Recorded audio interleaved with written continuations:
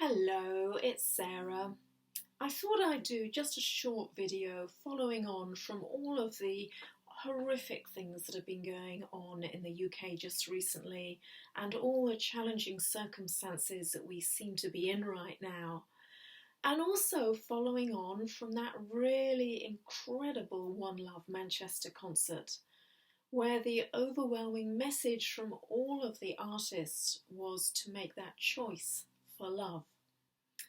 And that got me thinking, well, how do we do that? Because we obviously know how to love our partners, we know how to love our families, our friends, our children, our pets, our extended family. But I think what we have no reference points for is how do we love people that perpetrate really awful attacks against others? And whether those attacks affect us directly and personally or not, it's still going to bring up very human emotions in us. And I think this is a starting point, is just to be with your very human reaction when you hear about awful events. It may be intense anger and hatred that you feel towards the perpetrator. It may be incredible sadness for the loss of life and those injured.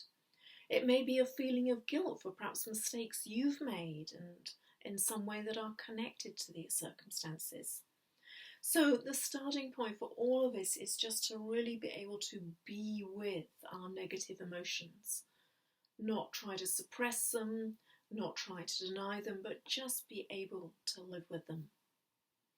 I think from there we get to the stage where we can start to step back from them a little bit and just witness them. Notice thoughts and feelings of anger. Notice you're experiencing sadness. Noticing resentment. Noticing your own desire to retaliate and strike back. But obviously just noticing it, being the observer of those emotional reactions, means that you are not completely aligned with them.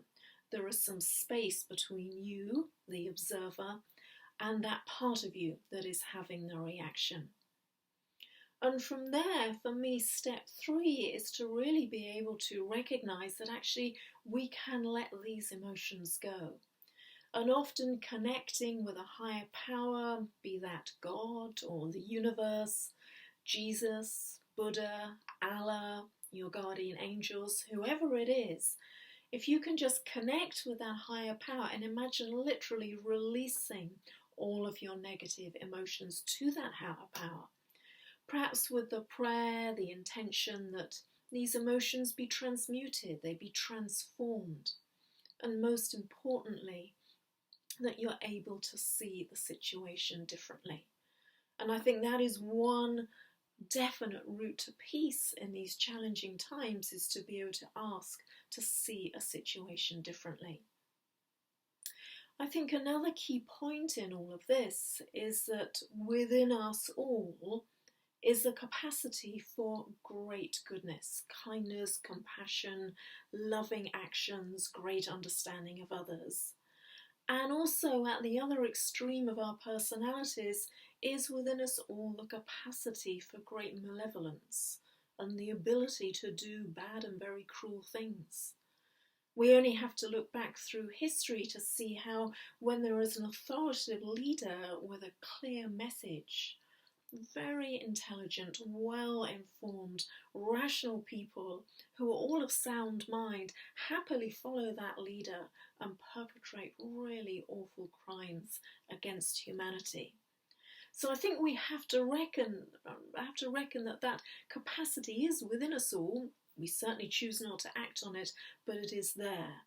And it all comes down to what we focus on. And you know the phrase, what you focus on, you get. And the more we're able to focus on what must be some good qualities in these people that perpetrate awful crimes against us, the more we can recognize that within them must be loving kindness, must be the capacity for compassion and doing good. And we obviously do not see that aspect of them at all, but the more we can recognise that and almost send our thoughts and our prayers and our good energies and positive intentions towards that aspect of these terrorists and those who want to perpetrate crimes against us, I think it moves us very gradually to a place where we're able, perhaps not to love them in the way that we love our family members, but at least to accept them and to extend good wishes to them. You know, this sounds very controversial, but I think it's so easy to get caught up in the desire to retaliate, the desire to hate them, and actually just that makes us just like them. And somebody has to take the higher ground. My belief is that it's us, and we have to focus on that good that is in each and every one of us, whether we choose to demonstrate it or not. So I hope that helps. The message is always to choose love, and those are just my thoughts, albeit controversial, on how to do so. Thank you very much. Bye-bye.